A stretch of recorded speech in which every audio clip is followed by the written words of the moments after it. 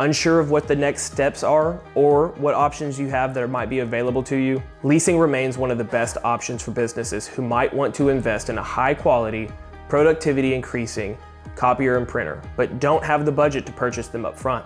Knowing the end date of your lease is the most important thing. Making sure you have a plan on one of the topics discussed in this video, you will be the most prepared for when your lease ends.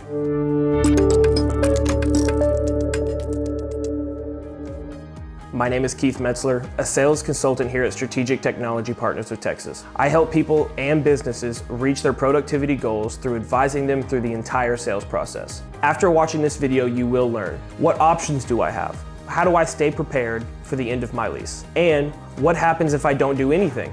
If you've had a machine for over 5 years, it's likely that you are experiencing more frequent service calls as your machine is probably getting worn out. Then you might want to start looking for a new one, a more advanced model.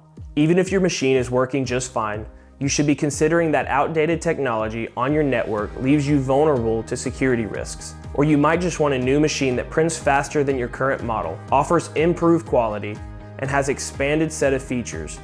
Regardless of the reason, most businesses opt to trade in their current models for newer ones at the end of their lease. This way they don't have to deal with the hassle of disposing the old machine, and they can have a new one delivered right to them. Many vendors often offer trade-in discounts or promotion, which could save you a considerable amount of money on a new machine.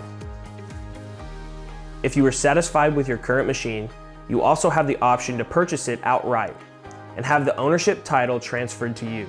In order to continue receiving service on your machine, you'd sign a separate service contract with your current copier vendor so that your new maintenance plans don't change. The final option is to return the copier to the company that you leased it from. By returning the copier and fulfilling the lease, you are no longer contractually obligated to continue working with that company, and you can choose to switch vendors or source your own machines.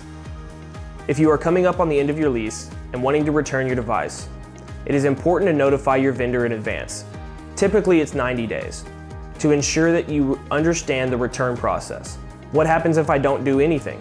If no action is taken place at the end of your lease, then you go into an extension period where you continue to pay the exact same monthly payment for a specified period of time, depending on your vendor. For example, here at STPT, we offer to switch to a month-by-month basis, and you'll continue receiving invoices until you've made the decision to upgrade, return, or purchase your machine. Other companies might handle this a little differently and could automatically renew you for a term of up to 12 months, leaving you stuck with a potentially outdated machine. Because of this, we highly encourage you to understand the terms and conditions when signing a new lease and to plan for what's next and the next steps before your lease comes up to an end. If you'd like to know more about copier leases in general, read our comprehensive guide to copier lease agreements, where you can get a general overview of the entire leasing process. At STPT, we aim to provide you with as much information and transparency as possible, because an informed customer is a happy customer, especially when it comes to something as detail-oriented as a lease agreement.